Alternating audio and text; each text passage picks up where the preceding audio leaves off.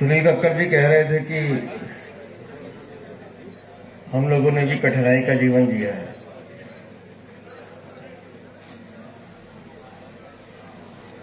जब मैं अपना बचपन याद करता हूं तो मुझे याद आता है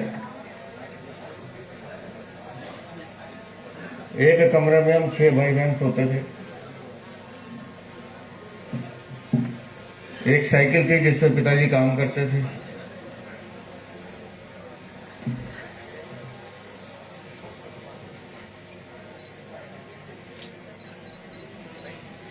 और अपने मनपसंद की सब्जी अगर हफ्ते में एक दिन मिल जाए तो हम ऊपर वाले का शुक्रिया अदा करते थे।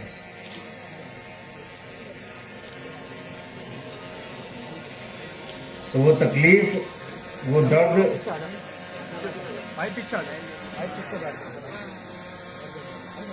और वो मकान भी किराए का था।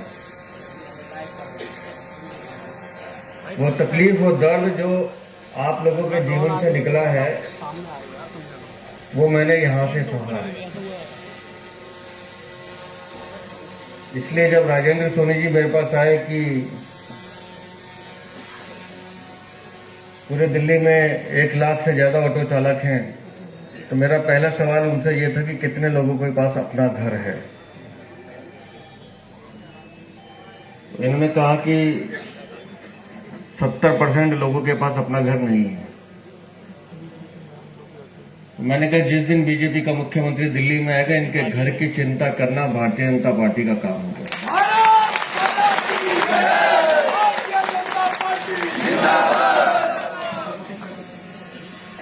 निजामुद्दीन गया मैं, जो मेरे ऑटो चालक भाई थे उनके साथ काफी देर बैठा। उसमें एक भाई था विनय कुमार, मुझे नहीं पता यहां आया कि नहीं आया। उसने मुझे एक 10 साल पुराना अरविंद केजरीवाल का घोषणा पत्र दिखाया जो ऑटो चालकों के लिए था।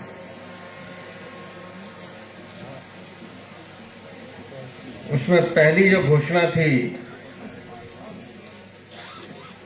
कि हम ऑटो चालकों के लिए वेलफेयर बोर्ड बनाएंगे। बना क्या? दूसरी उसमें घोषणा थी कि हम ट्रांसपोर्ट अथॉरिटी से भ्रष्टाचार खत्म करेंगे। हुआ क्या? तीसरा उसमें लिखा था कि दलालों को जेल भेजेंगे। गए क्या? नहीं, यहां ठीक नहीं हो। दलाल जेल भेजे, हम नहीं भेजे। अरविंद केजरीवाल को जेल भेजा।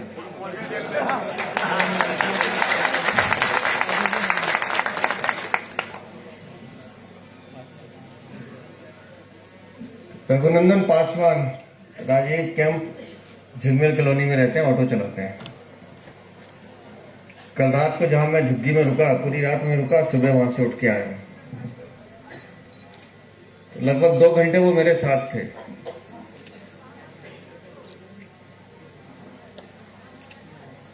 छोटी छोटी चीजें जो मुझे सीखने को मिल रही हैं।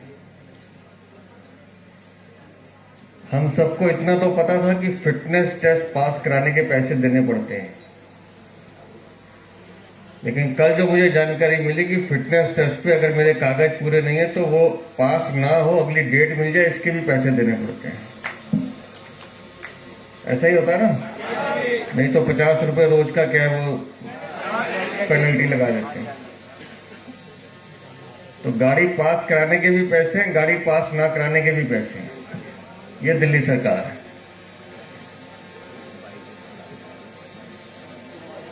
सर्दी हो, बरसात हो, गर्मी हो, आप लोग हर मौसम में दिल्ली वालों को सुविधा मिल सके, दिल्ली के बच्चे, दिल्ली की बहनें, दिल्ली के बुजुर्ग लोग अपनी जगह पे जा सके, उनको ले जाने का काम करते हैं। लेकिन आपके बच्चों की चिंता कौन करेगा, यही सरकार ने कभी सोचा ही नहीं। आपकी बेटियां जो बड़ी हो रही है उनकी चिंता कौन करेगा, इस सरकार ने सोचा ही नहीं। और आज जब चुनाव सर पर है तो मैं ये करूंगा, मैं ये करूंगा, मैं ये करूंगा, जैसा सुनील कक्कड़ बता रहे थे। पिछले 10 सालों में क्या किया अरविंद केजरीवाल, उसका हिसाब दो। क्या करोगे ये विषय नहीं है, 10 सालों में क्या किया। आप लोगों के पास घर नहीं है, लेकिन उसने जो घर बनाया अपने बच्चों के सर पर हाथ रखकर कसम खाने के बाद, पता है ना कसम खाई थी? कसम खा के क्या बोला था कि मैं सरकारी घर नहीं लूंगा, सरकारी सुरक्षा नहीं लूंगा, सरकारी गाड़ी नहीं लूंगा। सरकारी गाड़ियां ली तो लाइन से ली, सुरक्षा ली तो दिल्ली पंजाब दोनों की ली, और जो घर बनाया वो ऐसा शीश महल बनाया कि आप और हम उसको देख के हैरान हो जाए, घुस भी नहीं सकते हम तो।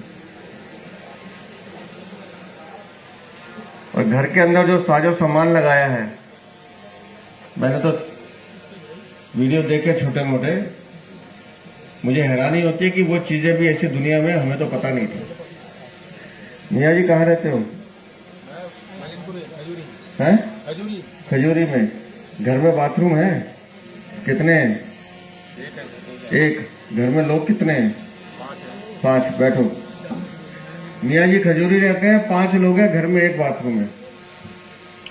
अरविंद केजरीवाल जिस शीश महल में रहता है 4 लोग हैं, 16 बाथरूम है।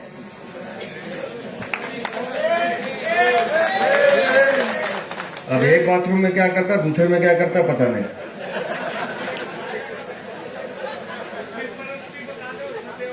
बता रहा हूं, अभी बता रहा हूं। टॉयलेट सीट कितने की आती है भाई? हैं? 1000, 800, 1200, 2000, इससे ज्यादा तो नहीं। इसके जो बाथरूम में टॉयलेट सीट लगी है उसकी कीमत है 12 लाख रुपए। 12 लाख। आपका एक मकान बन के तैयार हो जाए उतने इसकी टॉयलेट सीट की कीमत है। और उस टॉयलेट सीट पे सोने की परत चढ़ी हुई है, इसकी टॉयलेट सीट की कीमत है। और उस टॉयलेट सीट पे सोने की परत चढ़ी हुई है। अब आप सोचिए कि ऐसे एक आम आदमी को जो 2 रुपए का पेन और 100 रुपए की चप्पल पहन के आपके बीच में आया था आपको ठगने के लिए, उसको वोट देके दिल्ली वालों को उसने ये तोहफा दिया है। यूपी में हमने सुना था एक मुख्यमंत्री गया था तो टोटी उठा के ले गया था। ये जब अपने घर से बाहर निकला तो 12 टॉयलेट सीट गायब हैं। कहां ले गया पता नहीं। 12 लाख की एक टॉयलेट सीट है। मैं कई बार अपने वक्तव्यों में कहता हूं कि जब हम बचपन में छोटे थे, एक कमरे में रहते थे तो खिड़की थी एक, उसको ढकने के लिए मां अपनी पुरानी धोती टांगती थी, पर्दा नहीं था हमारे पास। पर इसके घर में जो पर्दा लगा हुआ है उस एक पर्दे की कीमत है 8 लाख रुपए। 8 लाख रुपए का एक पर्दा है।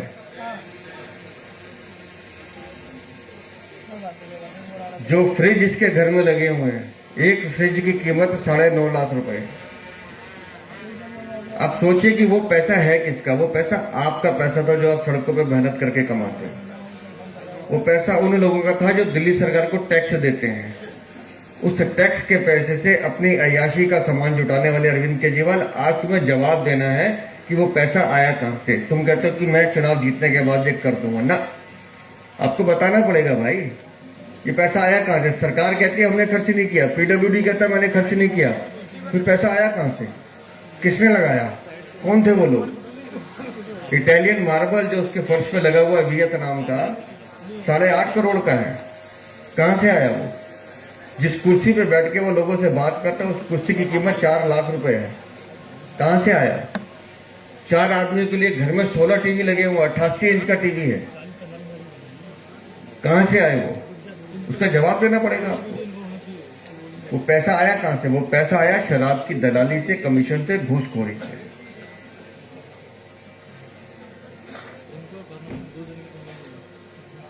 दिल्ली में स्कूल खोलने की बात करते थे और पाठशाला खोलते खोलते मधुशालाएं खोल दी, लोगों को नशे में धकेलने का काम कर दिया। और एक नहीं है, पूरी दिल्ली में आप एक आदमी खड़ा होकर बता दे गर्मी में पीने के पानी की क्या हालत होती है। एक एक बूंद के लिए लड़ते हैं हमारी माताएं बहनें जब टैंकर। आप लोग तो काम पे निकल जाते हो, लेकिन उन बहनों से, उन माताओं से पूछो जब टैंकर आता है कितनी लड़ाई लड़नी पड़ती है उनको। और टैंकर एक एक हफ्ते नहीं आता है, और पानी आता है तो गंदा आता है। दिल्ली में सरकारी अस्पतालों में, ये दिल्ली सरकार का आंकड़ा है, मेरा नहीं है, दिल्ली में सरकारी अस्पतालों में पिछले 1 साल में गंदा पानी पीने से 20,700 लोग मरे हैं। और आज भी जो पानी आ रहा है, आरओ का फिल्टर लगाने के बावजूद भी उस पानी से आपके हड्डियों और आपके दांतों में उसका असर पड़ रहा है। ये देश की राजधानी है। यमुना सफाई के लिए नरेंद्र मोदी की सरकार ने 8,500 करोड़ रुपए दिए इसको 10 साल में। यमुना की हालत देख लीजिए क्या है। आप खड़े नहीं हो सकते उसमें, मैं तो डुबकी लगा कर आया हूं। तो हर राशन कार्ड बनने नहीं दे रहा। बना राशन कार्ड किसी का? क्यों नहीं बना जी? अगर राशन कार्ड बन जाए, प्रधानमंत्री जो गरीब कल्याण अन्न योजना में सबको 5 किलो राशन दे रहे हैं, बाकी लोगों को मिल जाता, लेकिन नहीं बनने दे रहा। आयुष्मान योजना क्या है? आयुष्मान योजना 70 साल से ऊपर का कोई भी बुजुर्ग, वो झुग्गी में रहता हो, फ्लैट में रहता हो, महल में रहता हो, कोई मतलब नहीं है, उसको 5 लाख रुपए का सालाना हर साल इलाज फ्री है। प्रधानमंत्री ने पूरे हिंदुस्तान में लागू किया। एक दिल्ली छूट गई, जहां लागू नहीं हो रहा। क्यों? अरविंद केजरीवाल नहीं चाहता कि यहां लागू हो। अगर ये लागू हो तो अरविंद केजरीवाल तेरे बाप का क्या जा रहा है भाई? इस योजना का लाभ तो तेरे माता पिता को भी मिलेगा। अगर 70 साल का मियाँ जी वो योजना लागू हो जाए, आयुष्मान योजना, बताओ इसमें बुराई क्या है? हर साल 5 लाख रुपए का इलाज फ्री है। अपनी आंखें ठीक कराओ, अपने घुटने बदलवाओ, अपने जो आपको काम कराना कराओ, और किसी भी प्राइवेट हॉस्पिटल में कराओ। ये पाबंदी भी नहीं है। मैं बार बार कहता हूं दिल्ली को बदलने की जरूरत है, और इस दिल्ली को आपसे बेहतर कोई जानता नहीं, क्योंकि आप अपने हाथों से अपने व्हीकल पे बैठ के पूरी दिल्ली नापते हो। सड़कों की हालत आपसे छुपी नहीं है। क्या हालत है सड़कों की? प्रदूषण की हालत आपसे छुपी नहीं है कि दिल्ली में प्रदूषण कितना है। हम हवा में चलते हैं, लगता है मौसम हवा अच्छा है, लेकिन हर हवा में जहर हमारे अंदर जा रहा है। लेकिन रोजी रोटी कमानी है, बच्चों को पालना है, तो वो जहर पीना पड़ता है। इस दिल्ली को बचाना है तो हाथ जोड़ के कह रहा हूं, इस सरकार को हटाना पड़ेगा आपको। आपके बच्चों को बिजली मिले, आपके घर को बिजली, पानी, स्वास्थ्य, शिक्षा, सुरक्षा देना, हर वो काम हमारा है। जब प्रधानमंत्री नरेंद्र मोदी पूरे हिंदुस्तान में आवास योजना में मकान दे सकते हैं, उज्ज्वला योजना में गैस दे सकते हैं, प्रधानमंत्री अन्न कल्याण योजना में राशन दे सकते हैं, सौभाग्य योजना में बिजली लगवा सकते हैं, तो फिर दिल्ली उससे अछूती क्यों है? दिल्ली इसलिए अछूती है कि दिल्ली में एक ऐसी सरकार बैठी है जो नहीं चाहती कि प्रधानमंत्री नरेंद्र मोदी का लाभ आप लोगों की जेब तक पहुंचे। आपकी जितनी समस्या मुझे सोनी साहब ने बताई है, मैंने गंभीरता से सुनी है। इसलिए मैंने कहा था कि मेरा पहला सवाल मेरा यही था इनसे कि भाई एक बुराड़ी या झुलझुली क्यों? जब दिल्ली में 12-14 अथॉरिटी हैं, जो जहां रहता है वो वहां से पास कराए ना, उसको क्या जरूरत है जाने की?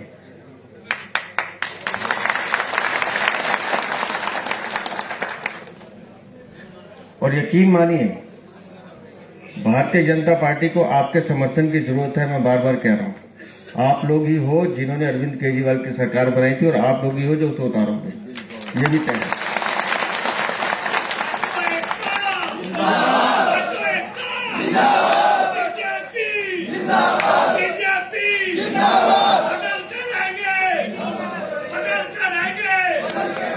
अब मैंने इसलिए कहा कि आप लोग हमारा परिवार हो। आपके मान सम्मान की चिंता करना, आपके रोजगार की चिंता करना, आपके परिवार की चिंता करना अब भारतीय जनता पार्टी का कर्तव्य है। और मैं इस बात को निस्संदेह कह रहा हूं, गंभीरता से कह रहा हूं। आप लोग अपना समर्थन, अपना आशीर्वाद भारतीय जनता पार्टी का कोई भी प्रत्याशी है, जहां भी आप रहते हैं, सबको कहिए भारतीय जनता पार्टी को विजय बनाइए, और आपकी लड़ाई को आगे बढ़कर हम खुद लड़ेंगे, और आपकी हर समस्या को पूरा करने का काम हम करेंगे। बहुत बहुत धन्यवाद।